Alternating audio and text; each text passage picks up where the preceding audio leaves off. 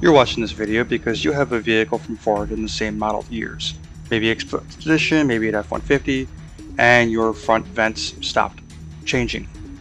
You get air out of the front vent in the cabin, but nothing out of the defroster or the floor. You tap the button in the front, it changes on the display, but nothing happens in the back.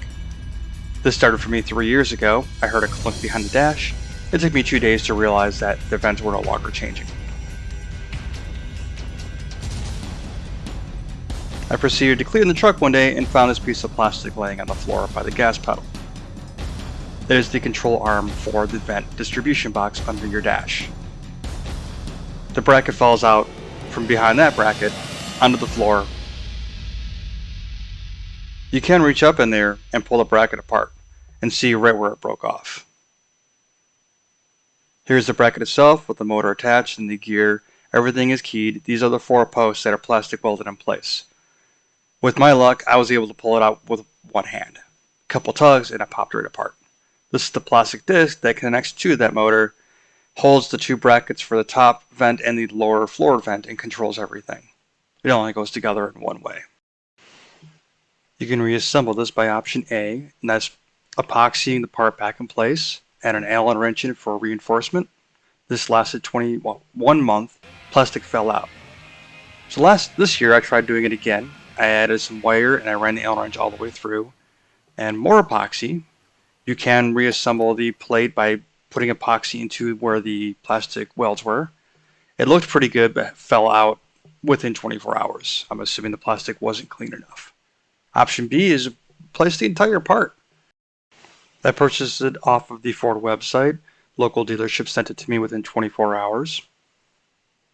It does require full dash removal. There is a link to a video in the description. It is a 1-person removal. There it is. 5 hours later.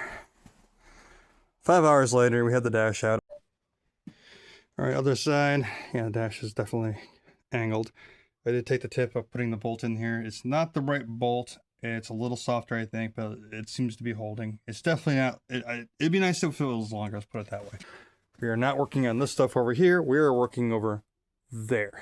It looks like there's only a few screws to work with. They're all right out in front. This one here that actually goes to the body, that comes with a replacement nut right there. See, 1, 2 in the front, 1 on the front there on the side, and I think there's 2 on the back there and over there.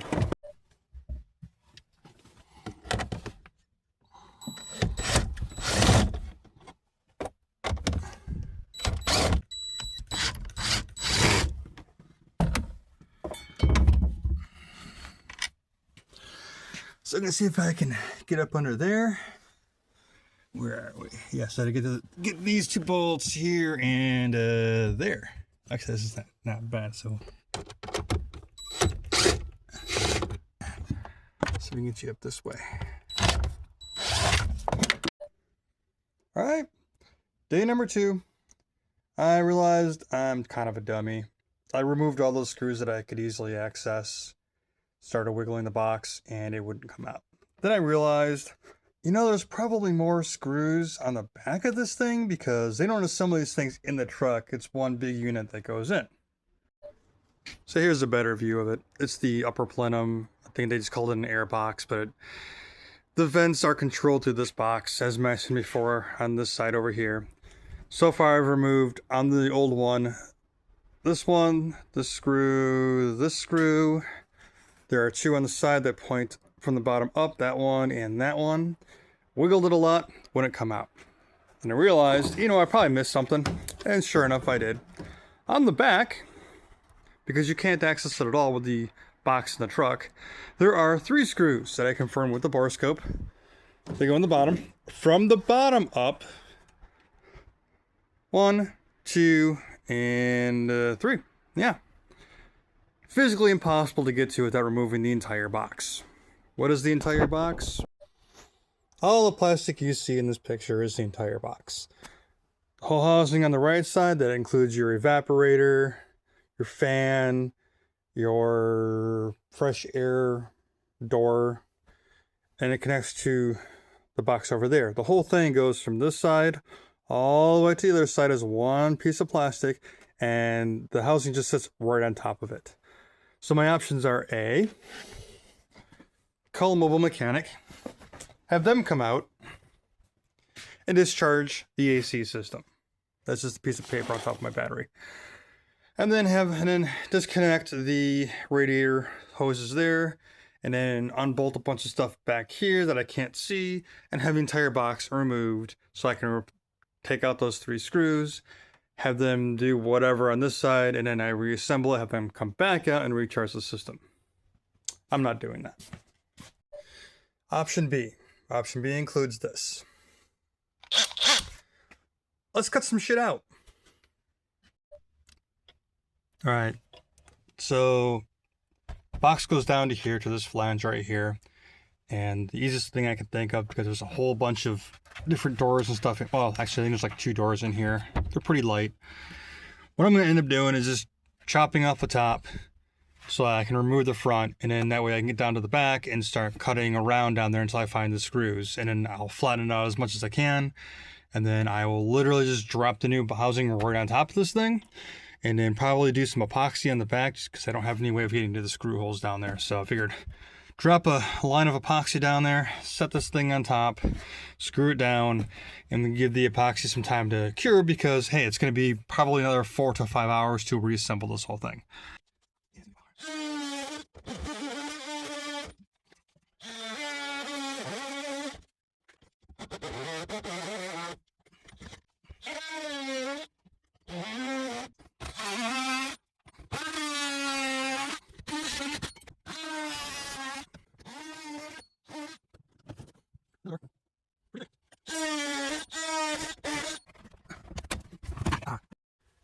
All right, I've been hacking away at this thing for, I don't know, 15, 20 minutes now. Got most of it cleared out. But this is a very small area, and I can't get in here and record at the same time because I just don't fit with the camera. So I'm down to this little back chunk here. That's where all the screws are. So I got to figure out how to work around the screws and not destroy everything. But so far, I have not busted into the insulation. Everything back here is still intact. There's a lot of plastic down here I'm going to have to vacuum out. As you can see down there, there's dust and a lot of debris. But we're almost there.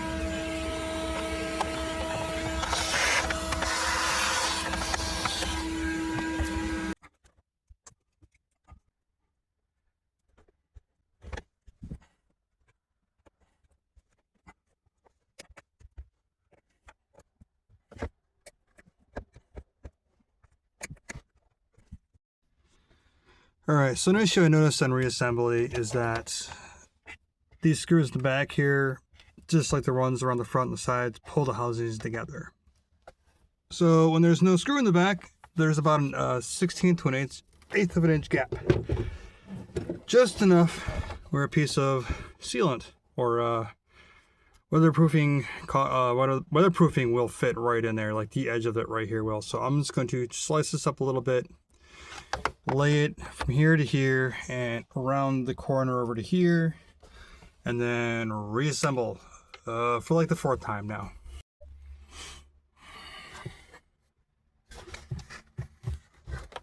Line up. Front's down almost completely.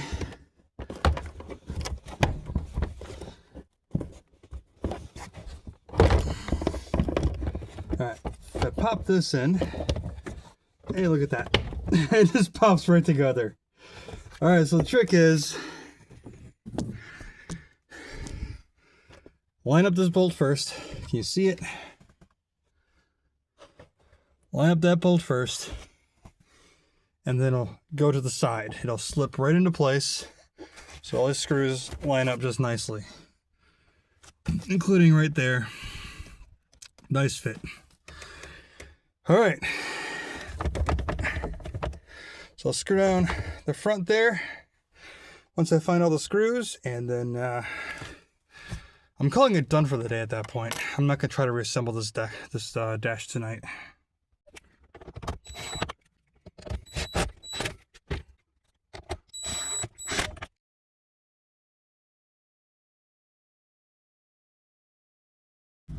Alright, we are outside, so we can actually see everything's reassembled.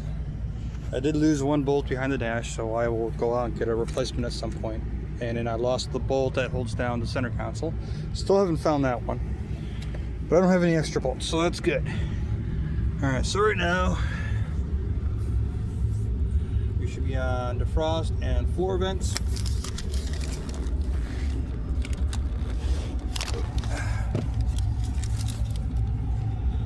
Floor vent.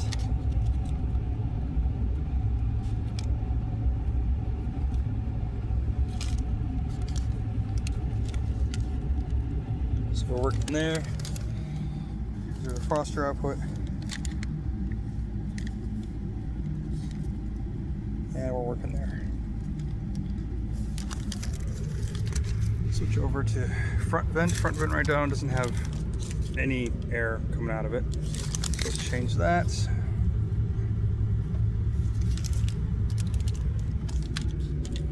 And now we have air.